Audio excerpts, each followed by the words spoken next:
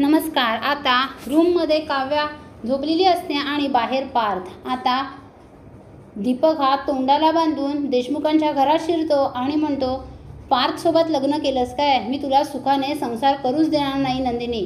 तू माझी आहेस फक्त, जर माझी झाली नाहीस तर मी कोणाची होऊ देणार नाही।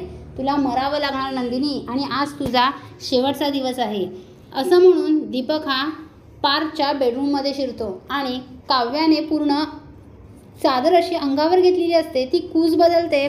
दीपक लगेच एक उशी घेतो आणि काव्याच्या तोंडावर ठेवतो आणि तोंडावर तो उशी दाबत असतो। त्याला असं वाटतं की ही नंदिनीच आहे आणि तो काव्याच्या तोंडावर जोर जोरात उशी दाबत असतो। काव्या लगेच त्याच्या पोटात एक लाथ मारते आणि जोर जोरात पार्थ पार्थ पार्थ वाचवा वाचवा असं ओरडत असते। आता पार्थ धावत येतो, तोपर्यंत लगेच दीपक तिथं बाहेर पडतो आणि पळत असतो। तेव्हा पार्थ लगेच त्याला पकडतो। दीपक म्हणतो, ही तर काव्य आहे, मग नंदिनी कुठे आहे?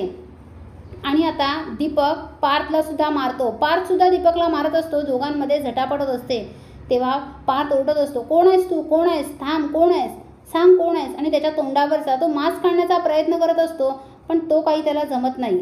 आता त्यांच्या आवाजाने, पार्थच्या आवाजाने जीवा आणि नंदिनी खाली येतात। जीवा म्हणतो, दादा काय झालं? कोण आहे हा?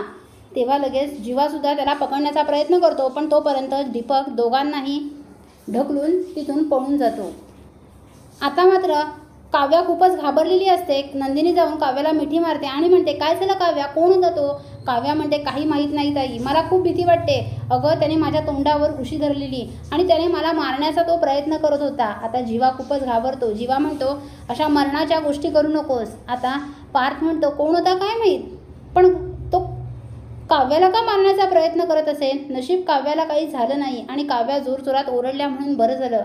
काव्या म्हणते, मला खूप भीती वाटते, तो मला मारून नाही ना टाकणार? तेव्हा लगेच पार्थ म्हणतो, आपण ना पोलीस कंप्लेंट करूया। तेव्हा काव्या म्हणते, नको, जर पोलीस कंप्लेंट केली आणि घरात सगळ्यांना समजलं तर घरचे मला बाहेर पडू देणार नाहीत, म्हणतील तुझ्या जीवाला धोका आहे, तू बाहेर पडू नकोस। तेव्हा लगेच नंदिनी म्हणते, थांबा, आपण CCTV फुटेज बघूया कोण आहे तो। आणि CCTV बघताच तर तो दीपक असतो। आता नंदिनी आणि जीवा आणि काव्या लगेच ओळखतात, हा तर दीपक। पार्थला माहीत नसतो। पार्थ विचारतो, कोण दीपक? तेव्हा लगेच नंदिनी सांगते, आमच्या आश्रमात पहिले काम करायचा। आता जीवा म्हणतो, हा आहे का?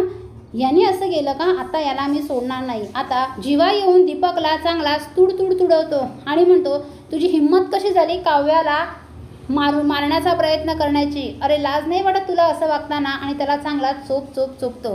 नंदिनी सुद्धा आलेली असते सोबत आणि नंदिनी सुद्धा त्याची चांगलीच धुलाई करते। आता दीपक खूपच घाबरतो आणि दीपक त्यांची माफी मागतो आणि तिथून निघून जातो।